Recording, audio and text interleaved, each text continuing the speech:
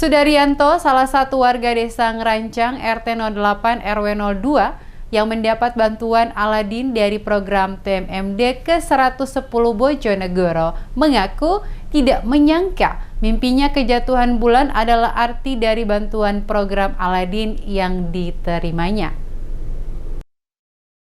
Program Aladin TMMD ke-110 Kodim 0813 Bojonegoro yang ada di Desa Ngerancang disasarkan ke 10 rumah warga dengan melakukan perbaikan rumah berupa atap, lantai, dan dinding.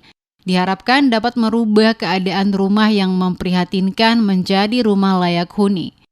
Sudaryanto mengaku tidak menyangka mimpinya kejatuhan bulan terwujud dengan adanya program Aladin TMMD ke-110 Bojonegoro. Rumahnya yang dulu memprihatinkan akan dibangun menjadi lebih bagus. Bersama dengan warga, Satgas dan organisasi pencak silat setempat, bahu-membahu gotong royong mengangkat dan memindahkan kerangka rumah milik Sudaryanto ke pondasi yang telah dibuat sebelumnya. Jenengan mimpi nopo kok rumah dibangun oleh Pak TNI ini? Mimpi kejatuhan bulan, Bu. Ya alhamdulillah bagi agem kula masalah pun nggih keadaan ekonomi kirang menunjang. Alhamdulillah satu.